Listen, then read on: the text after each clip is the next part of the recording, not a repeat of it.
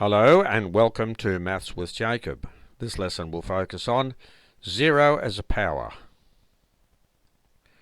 In this video we will see what happens when 0 is a power. Consider each of the following. 9 divided by 9 equals 1.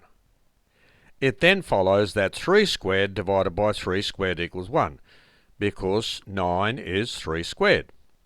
In a similar manner, 5 squared divided by 5 squared equals 1. This applies to any non-zero number that is squared. It then follows that m squared divided by m squared equals 1. So m stands for any non-zero number. So if you square a non-zero number and you divide it by the square of the same non-zero number, you get 1. Further, it follows that m cubed divided by m cubed equals 1. M to the fourth divided by m to the fourth equals 1.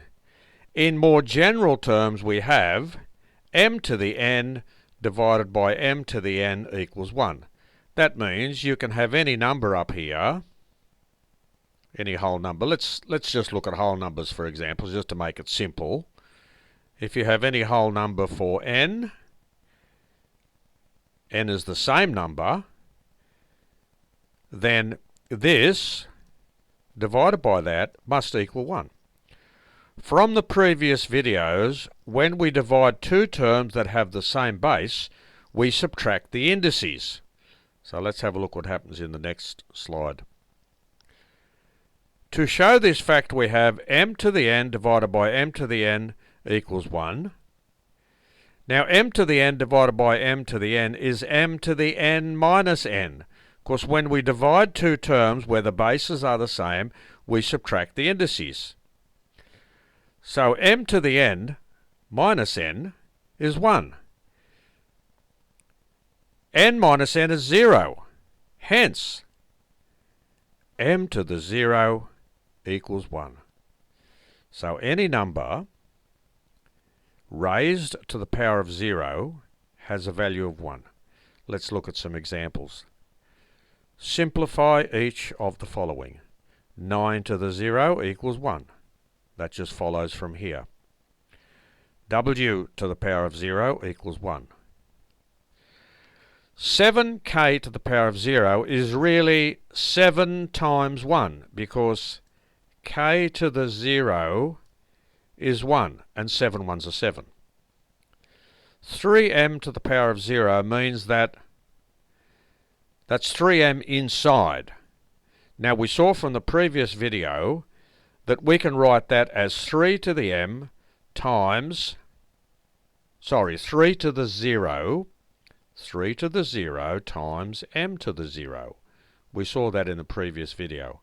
3 to the 0 is 1, m to the 0 is 1, 1 ones are 1. The next one, 15y squared over 3 times y to the power of 0. That gives us 15y squared over 3, because y to the 0 is 1, 3 ones are 3. 3 into 15 goes 5 times, so that's 5y squared.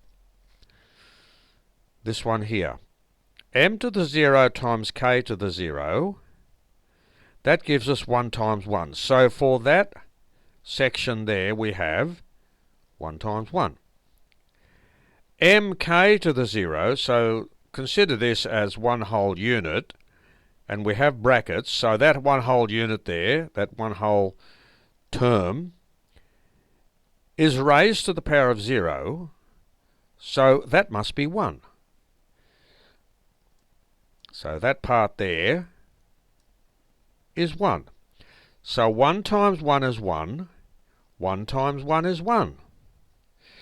So this video has introduced us to the idea of 0 as a power.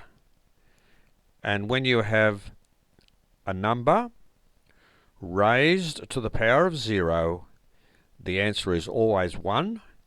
And we've seen some examples to illustrate this fact.